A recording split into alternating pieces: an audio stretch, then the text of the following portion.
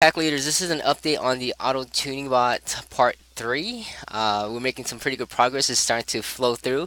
I haven't really checked for negative numbers right now on the result, but we're just gonna try it out. I'm kind of excited, so it could just bomb on me, but we'll see. Yeah, here we go.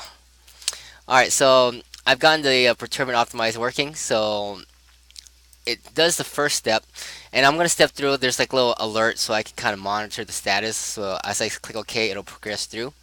So right now it's gonna do 1% change on the buy, and then it's gonna split test for back test for 2 hours or 2 weeks. So to notice that there's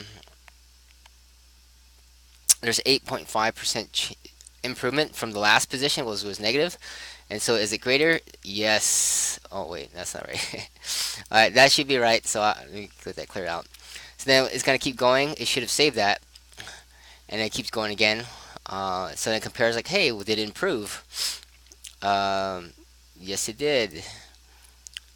And actually there's two parts to it that does the improvement. So then it goes in and steps into the next variable, which is the cell.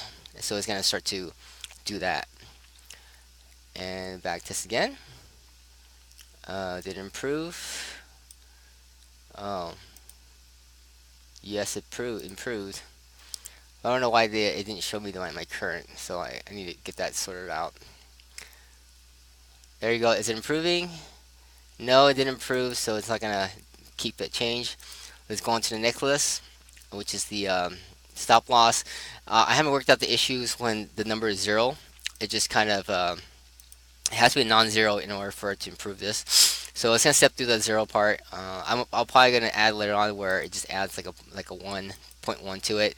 See if it makes any difference. All right, so now it's gonna go into the length. So you see it's 20.2, and it's gonna see if it improves that. Okay. So did it improve 5.278? No, yeah, it improved a little bit. So it's gonna keep those settings. Yes, improved. All right, so now it's going to test the other direction, negative. And I know I'm kind of noticing that I might be running back to some of the wrong settings. So let me sort that out later on because it should say 2.1. So I don't know. All right, did it improve? No, maybe. No, it did not. So we kept that settings that was good. And I think it goes in. Maybe it was just a flash of the current, and then it just kind of updates it later on. That could be the reason. Alright, so I'm going to check the dev down. It's going to start incrementing that by 1%. I'm also give you guys a feature to back test to not just 2 weeks, but also every 2 hours. There's a drop down list of the time frame or time period that you wanted to check. So that's an improvement right at 8.5. We'll see if they kept that settings.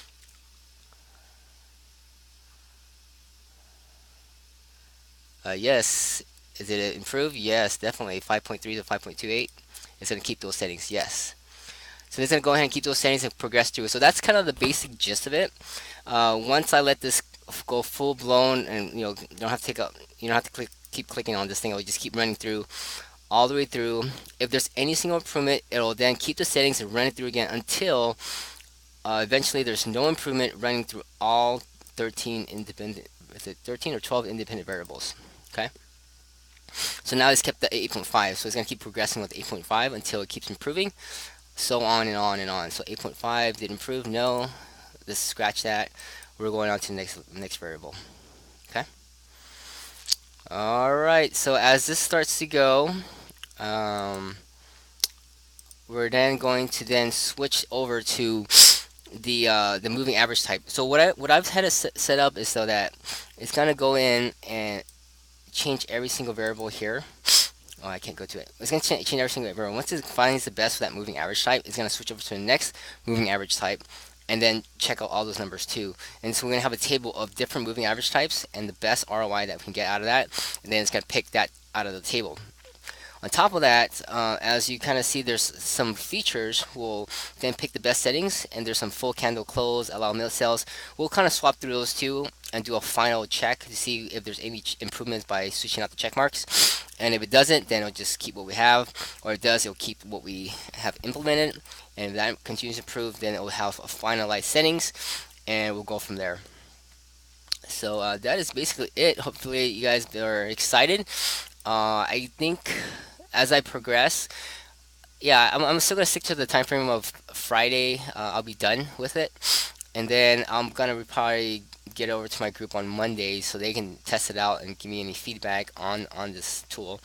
Let me show you some of the settings here. If I can break out of this, uh, it won't let me. Okay, okay. Well, maybe that worked. All right, here. So here's some features that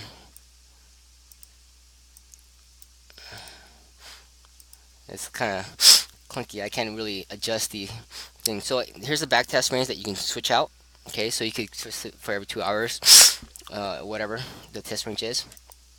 I made this so that it's all 1%. I think 1% is adequate for everybody, but just to give some variation, because I think if everyone start using 1% and all have the same settings, as far as market test wise, I don't know what would actually happen, but it feels like if everyone's stacking orders, someone's gonna get bought out, someone's not, and that's kind of what I think is going to happen. So just to throw a little variation to it, you can then point 1.1, 1.01%, whatever. So what this does is autofills this all 1%. So you put one here, it'll autofill everything at one. You put five, it'll autofill everything at five. And then you can go in and manually change which one. Maybe you might understand the indicators better. So MACD, you might move at 5 increments or 2 increments instead of 1%, or you want to move 5%, 10%. That's up to you. Then you save and update the perturbations, and it'll update that into it. And then you can click Start Setting Optimization, and it'll just run through the entire thing until it gets your result. Okay. So that is it, guys. Hope you guys enjoy that. Okay. And I want to make an offer to get you guys onto our Wolfpack VIP group, the advanced upgrade section of it, where you'll be entitled to get this as soon as I get this done and release it, so you can give me some feedback on it. For your support, it's already included in there until it is officially done. Then I will pull it out of the Wolfpack group, and then it'll be a paid upgrade to the extra stuff. Now, as of right now, while it's still in testing phase, you get it. You can have it, enjoy it for now. But there's going to be some other phases where we're going to have a continuous auto tuning, where we're going to go ahead and automatically create all the bots and automatically tune the settings, and then once it's all done, as it progresses over time, to always have it constantly running in the background 24/7, multi-threaded, to keep tuning the bots, so that it's available to the latest settings, so that when the Ether or Bitcoin gets sold and brought back, any of the coins can take advantage of a buying opportunity and take it and deploy it, and make you money. Because I know that's kind of part of our strategy, where we don't wait for one coin to take advantage of it, because you'll just be waiting forever.